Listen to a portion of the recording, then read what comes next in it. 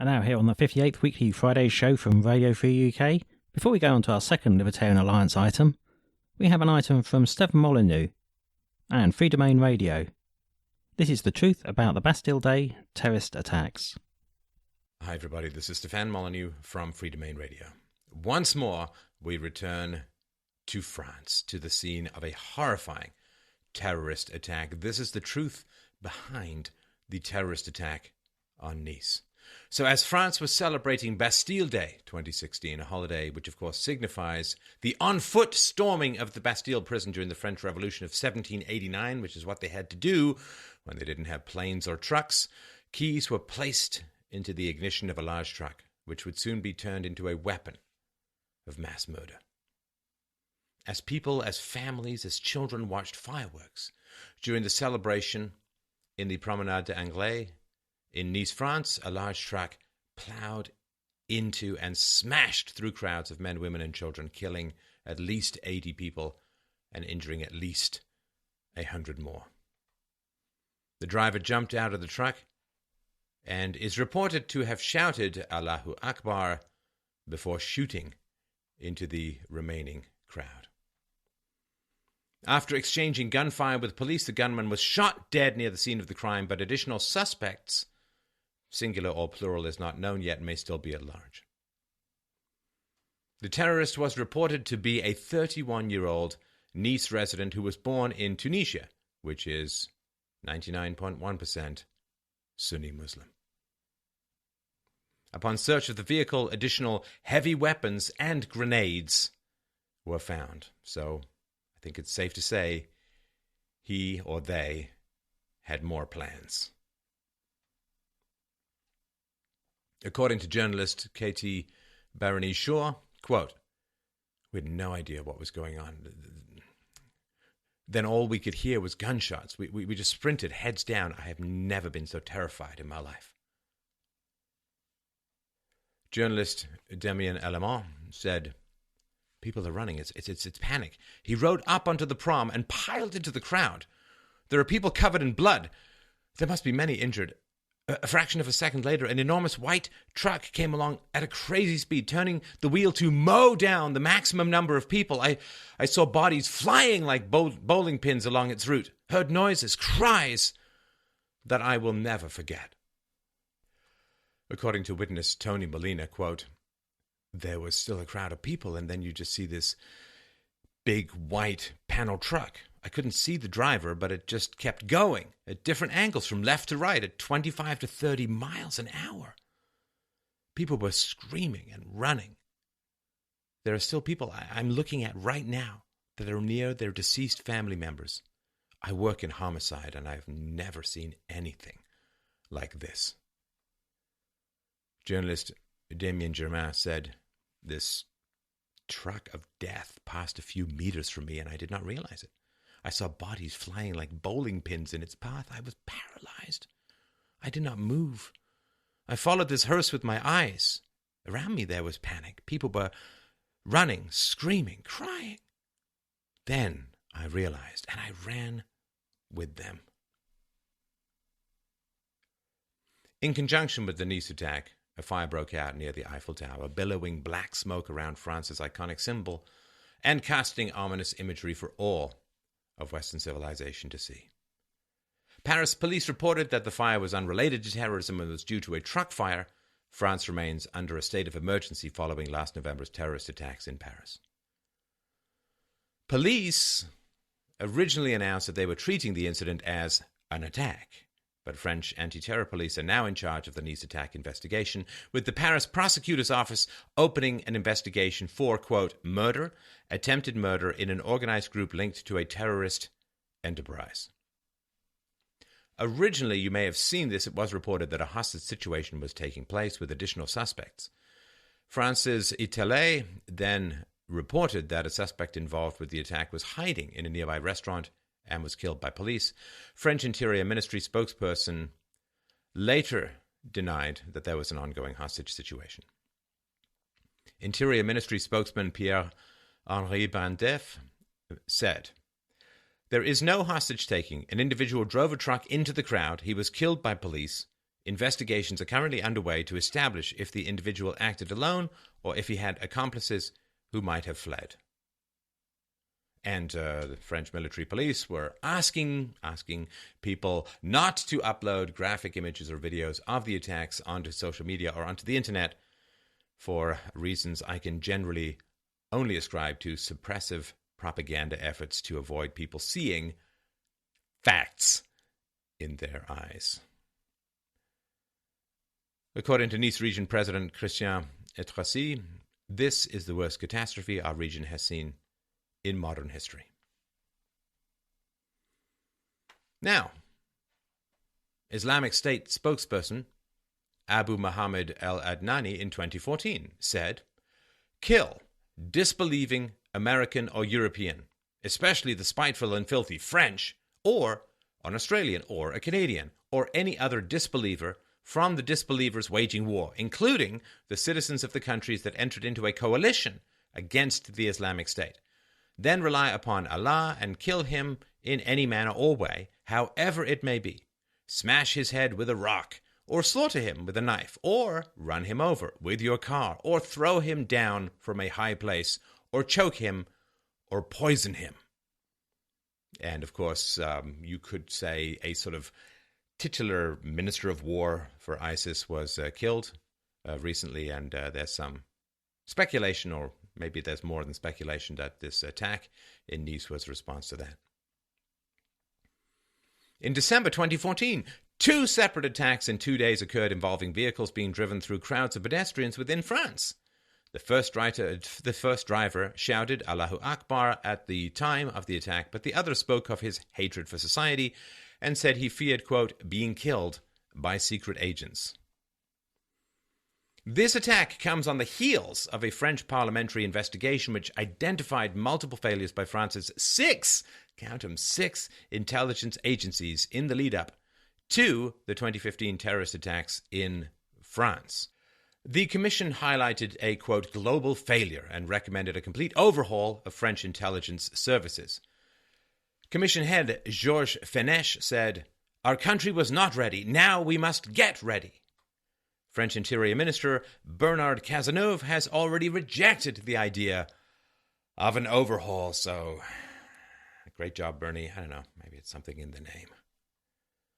Security was said to have been, quote, beefed up for the Bastille Day celebrations in response to the murder of an unarmed French police chief and his partner outside of their Paris home. French police, usually equipped with only batons and handcuffs, perhaps stale baguettes, were allowed bulletproof vests and holstered weapons. Wow, so you see, it's important to have people armed if there's danger. Now, ISIS supporters, naturally, have taken to social media to celebrate the attack, claiming it to be in retaliation for the death of Abu Omar al-Shishani, the terror organization's Minister of War, who was recently killed by coalition forces in Iraq. France's United States Ambassador Gérard Darroux said, quote, "Our democracies, France, the United States, our other partners, we are besieged. We face a terrible threat." See, now that's actually not correct. When you're besieged, the people are outside the city or outside the area. This is really not the case in France, as we'll see later. French President François Hollande said, "France has been struck on the day of her national holiday, the symbol of liberty. We show our solidarity towards the victims and their families. All means are being deployed to help the wounded." France as a whole, he said, is under the threat of Islamic terrorism. We have to demonstrate absolute vigilance and show determination that is unfailing. I have decided that the state of emergency, which was supposed to end on July 26, will be extended by 3 months. I guess we could ask, why would you want to end up in a situation in your country where this insane absolute vigilance and determination is unfailing? Why? Why would you want to? And the security will never work. They will never, ever be able to keep you safe. Ever be able to keep you safe in any meaningful way. French President François Hollande went on to say, "Nothing will lead us to give in to our will to fight against terrorism. We are going to strengthen our efforts in Syria and Iraq against those who are attacking us on our very soil." The guy was Tunisian, not Iraqi or Syrian. So there's that. He also went on to say, France is horrified by what has taken place. This monstrosity of using a lorry truck to deliberately kill dozens of people who had come to celebrate 14th July. France is afflicted. But I assure you, she is strong, and she will always be stronger than the fanatics who want to strike her today. There are solutions. Do they want to hear? Barack Obama, in his usual car-like hypnotic way, said, "On behalf of the American people, I condemn in the strongest terms what appears to be a horrific terrorist attack in Nice, France, which killed and wounded dozens of innocent civilians. Our thoughts and prayers are with the families and other loved ones of those killed, and we wish a full recovery for the many wounded." That doesn't actually happen. I still have a scar. He went on to say, "I have directed my team to be in touch with French officials, and we have offered any assistance that they may need to investigate this attack and bring those responsible to justice. We stand in solidarity and partnership with France, our oldest ally, as they respond to and recover from this attack. On this Bastille Day," he said, "we are reminded of the extraordinary resilience and democratic values that have made France an inspiration to the entire world. And we know that the character of the French Republic will endure long after this devastating and tragic loss of life." It's not tragic if anyway, it's evil. It's great. Barack Obama doesn't mention the religion of the terrorists, in the same way that he never mentions the race of white cop shooters. It's lovely. I don't know, maybe he would say, as he did at a recent cop funeral after 5 cops were gunned down in Dallas, maybe he'd say, well, that Bastille Day celebration got a little messy, didn't it? Got a bit messy. Hillary Clinton said, "Our allegiance with France is so strong, and it's terrible that France has faced so much tragedy and violence. We need to stand strongly with them. We need to strengthen our alliances, and I include NATO in that." Really, Hill? Alliances? Would alliances have stopped the giant white truck of death? Maybe you're offering to stop the giant white truck of death yourself. She went on to say, "We have to do more to understand that this is a war against these terrorist groups, the radical jihadist groups. It's a different kind of war. We need to be smart about how we wage it. But we have to be determined that we will win it. And that is going to require working with other people." Okay, there are way more terrorists and terrorist attacks in the world now than there were 13 plus years ago, 14 plus years ago, whatever you want to count it. There are more terrorists now in the world than there were when the war on terror started. It's another government program producing the exact opposite of its claims, and thus getting more funding thereby. She went on to say, and here comes the really tone-deaf part, "One of my priorities is to launch an intelligence surge. We still do not have enough intelligence cooperation between our agencies in other countries, including in Europe, and we need to have a focal point." She then went on to say, and I'm just kidding here, "Well, launching an intelligence surge may come as a surprise to you unless you've been on the internet and hacked my server, in which case you know all about it." I wonder why you might not have enough intelligence cooperation between America and other countries, Hillary. It may be because you have risked exposing the entire intelligence apparatus of America on the server that was in your barn. Just a thought. Donald Trump said, "It sounds like here we go again. It's going to be a whole different world. We're living in a whole different world. There is no respect for law and order. There is no respect for anything or anybody. And this has to be dealt with very harshly. And when I come out with one of my non-politically correct statements that a lot of people love, and some people are so terrible, and then you have attacks like this, and so many other attacks. We have to get awfully tough, and we have to get very, very smart and vigilant. And if we don't, we're just not going to have a society. We're not going to have a world anymore. This is crazy what's going on." Donald Trump went on to say, "We are taking people into our country. We don't know who they are. We can't let people from terrorist states and all of those people pour into our country because, it only takes 1 or 2 people to create havoc, and we're allowing thousands of people. We have no idea who they are. We have to be tough. This is war. If you look at it, this is war. coming all different parts. And frankly, it's war, and we're dealing with people without uniforms. You know, in the old days, you would have uniforms. You knew who you were fighting. You knew what you were fighting, sorry. These people, we are allowing people into our country who we have no idea where they are, where they're from, who they are. They have no paperwork. They have no documentation in many cases. And Hillary Clinton wants to allow a 550% more than even Obama. And he is letting them in by the thousands. It's out of control. And this is the FBI saying that they can't vet these people. Can't vet them. So, population of France, total population, and Muslim population. Total population just over 66 million.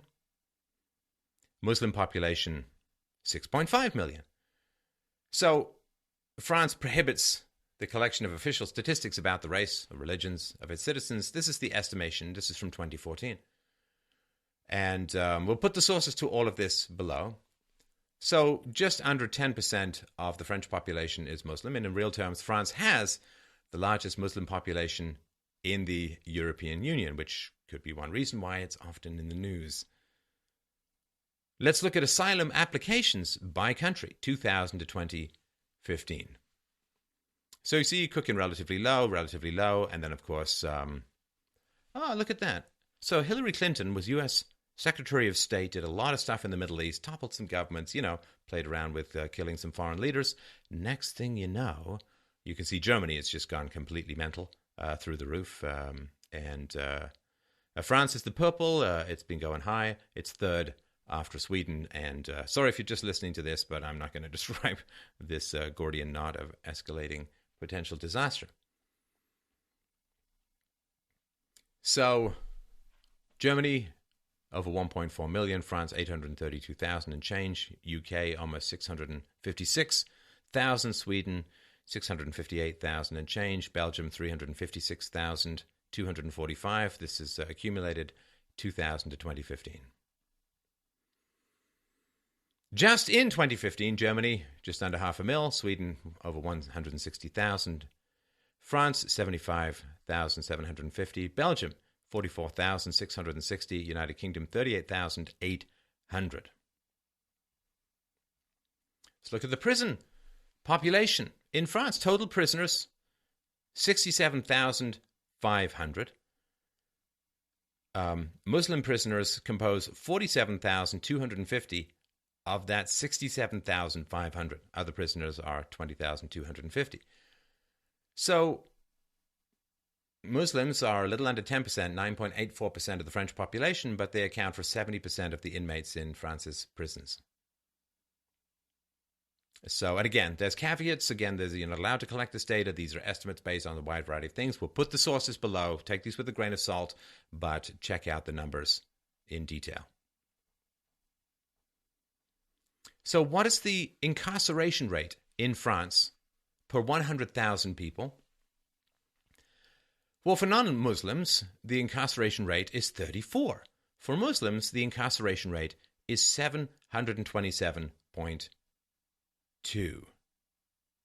So that's a lot. I mean, the incarceration rate is over 21 times higher than the non-Muslim population. That's not, I think, what would technically be described as assimilation. Now, this is data that was collected by a survey. Do you have a positive attitude towards ISIS? And this is not just Muslims. This is French people as a whole. Do you have a positive attitude towards ISIS?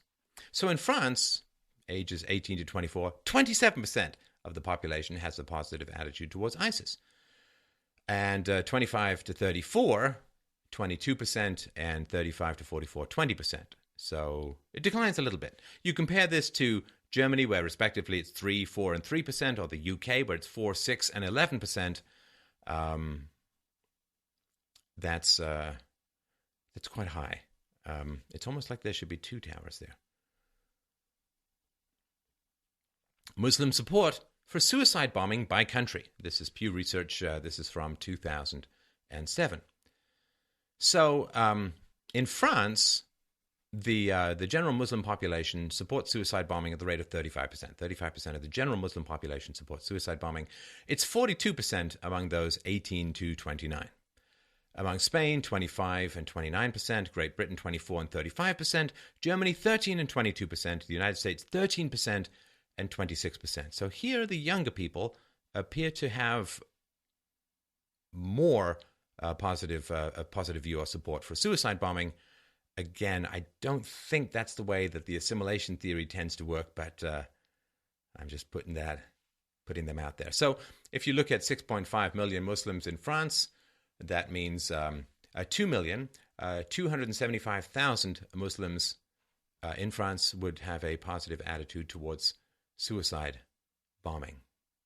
Now, of course, we're looking at polls, and I hear France keeps getting described as a democracy.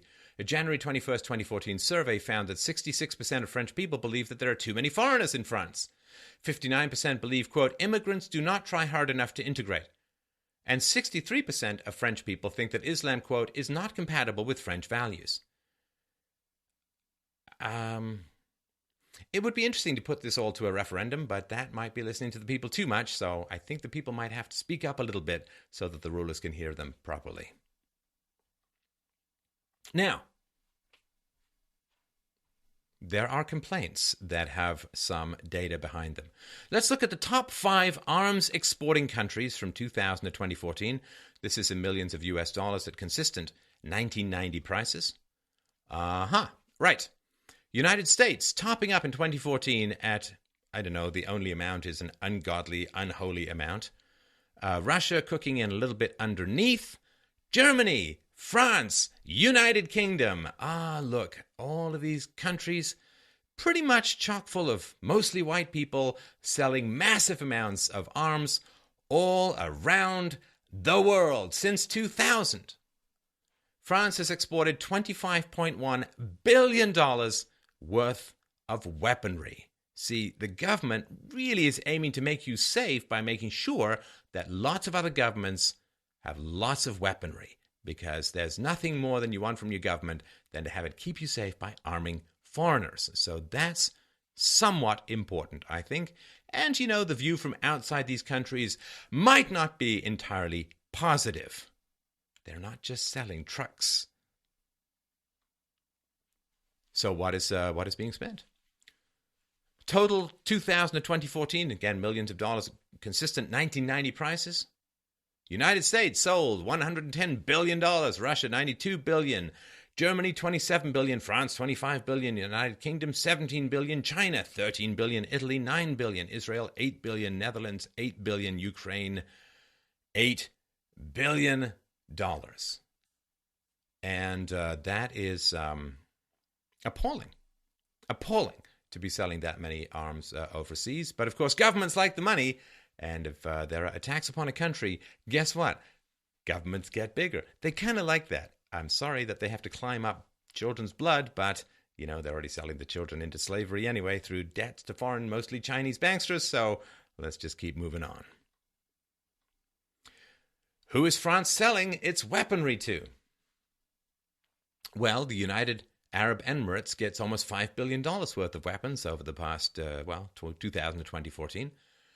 United Arab Emirates have received some criticism for its human rights records, including the role of Sharia law in its legal system. So, of course, as France, you really want to make sure that those people are very, very well armed.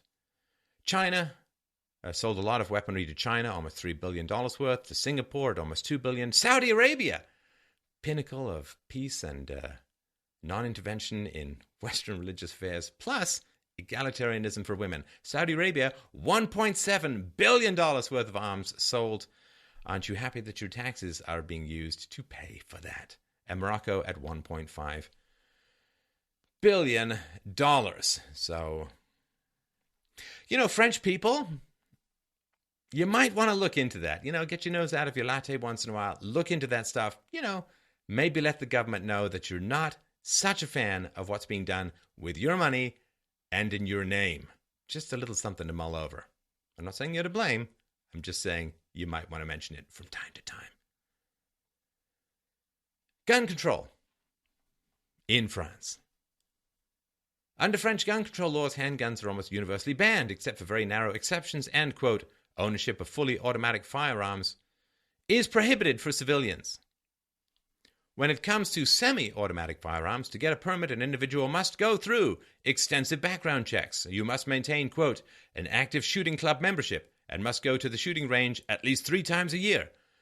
Permits also involve seeing a doctor every year to declare the applicant physically and mentally capable of owning a firearm, and much more. I'm sure there's combat with zombified headless monkeys somewhere in there, but there's a couple of barriers. So there's a couple of barriers between you and, let's say, basic self-defense.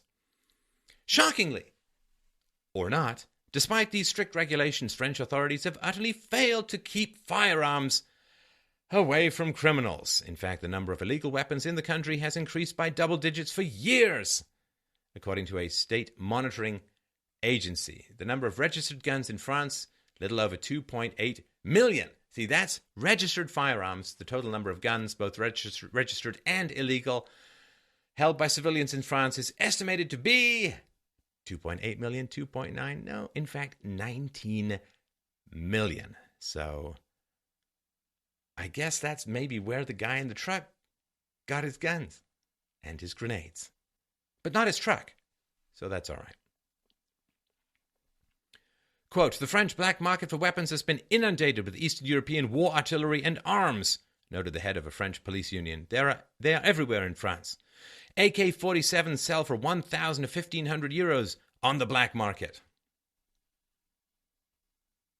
So, you know, one thing there's so much that's vile about this, and I already done my rant earlier, but if you look at the media, you know what attacked people in France? Guy from Tunisia? Muslim? No. A truck attack! You know, like some transformer just went kind of crazy, or like it's like Cars 4, the movie, the Mowdown. I mean, it's not RoboCar. It's not a self-driving car that got possessed. It's a man with a wheel and a mission. So when you see the media, they're studiously avoiding this stuff. If it's a white cop shooting a black guy, that is right up front. But the longer it takes for you to find out what's going on, did we ever find out who was behind that attack on a cinema in Germany? No. Can they find Omar Mateen's wife? Poof, she's a genie. Now, this is not to justify, this is to explain some of the dominoes, some of the causality. You know, if you say smoking causes cancer, it's because you want people to stop getting cancer, not because you think it's great. You know, France dropping a lot of bombs on Middle Eastern countries, killing a lot of people, and has been for quite some time, has interfered and intervened and been part of the general Western shuffling the bloody deck of the Middle Eastern power structures for decades. Are we really going to go, more bombs are going to solve the problem? One more bomb! We're just one more bomb away from world peace! Maybe just stop arming people. Maybe find a way to maybe get your oil from somewhere else. It's just a possibility. I know environmentalists' heads will explode, but it's okay. There's not much in there anyway, but I'm just saying. You may want to look into some other options. Bring your troops home. Find a way to get oil from somewhere else. It's not that hard. It's kind of all over the place. Just have to, again, step over the cuckheads of environmentalist whiners, and you can save civilization thereby and increase the wealth of your country to the point where you can pay for environmental protections a little bit more easily because you're not pouring all your money down a useless security apparatus theater state of kabuki nothingness. Now, Turkey. Currently hosting about 3 million refugees, really wants to get into the European Union. Almost 13 million Turks recently said they would head straight to the United Kingdom once granted free movement within Europe. Hello, Brexit! I wonder how many would head to France as well. The Muslim population in Turkey is pretty high. It's just a thought. There have been a crazy number of terrorist attacks in Europe. I mean, more than I can count. There's a list out there on the internet, and it, well, let's just say you got to look at it in portrait, and it's about as big as an apartment building. 3 major ones in France, just in recent memory. Things ain't working, folks. Is multiculturalism working? I don't remember the symbol for diversity enrichment being a giant white truck.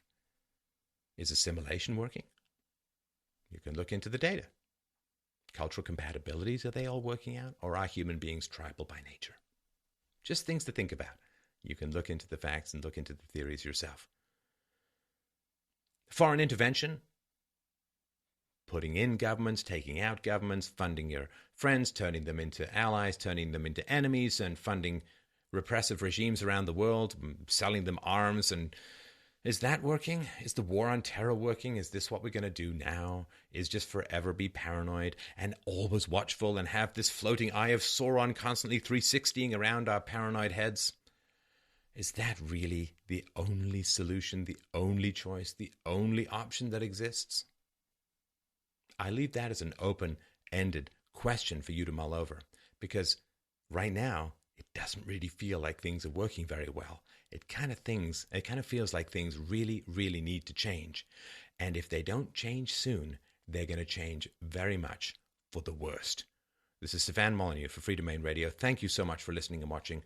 Please, please help us continue to bring this message to the world. We're doing 10 to 15 million views and downloads every single month. We need to get this information out there. Please, please help us out at freedomainradio.com/donate. Stay alert, stay smart, stay safe.